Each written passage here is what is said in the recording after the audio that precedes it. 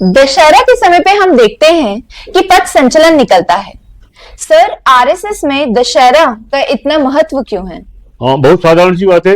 संघ की स्थापना एक तो दशहरा के दिन हुई थी। अच्छा। विजयादशमी 1925 में संघ की स्थापना हुई। एक तो मुख्य कारण से ऐसा है, और दूसरा वो विजय का दिवस है।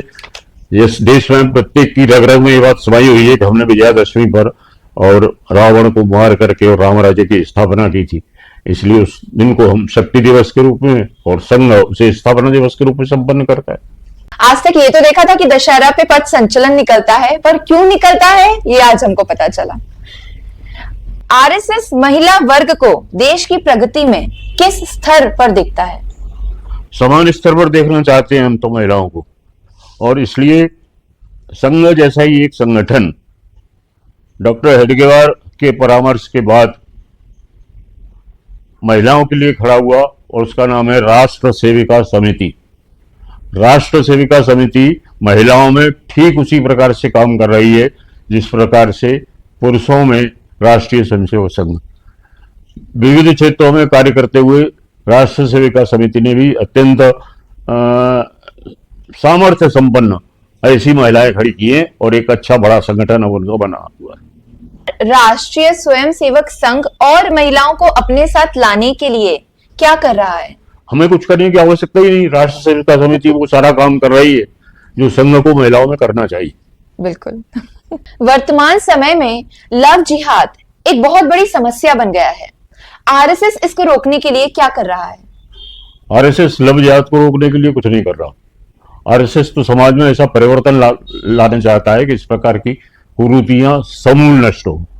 वे कैसे हो सकती है? इस प्रकार का वातावरण तैयार करना, इस प्रकार का संगठन तैयार करना, इस प्रकार से व्यक्तियों का निर्माण करना, ये है हमारा काम। हम किसी विशेष क्षेत्र के लिए काम नहीं करते, हम समाज के लिए करते हैं। संगठन उसी के लिए करता है। जब श्रेष्ठ व्यक्तियों का निर्माण होगा, श्रेष्ठ युवाओं का निर्माण होगा, तो फिर इस प्रकार की बुराइयां क्रमशः दूर होती चली जाएंगी।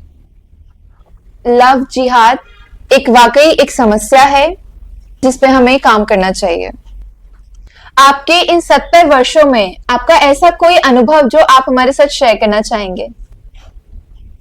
मैं तो ये कह सकता हूं कि इन 70 वर्षों में मुझे देखने के लिए मिला, पर संघ के साथ अपना समर्पण योग्य प्रकार से रहता है तो किसी भी क्षेत्र में पहुंच करके और सफलता प्राप्त करना बहुत बड़ा कठिन काम नहीं होता, क्योंकि हम संपूर्ण दिल से, संपूर्ण शक्ति से उस कार्य के लिए लगते हैं।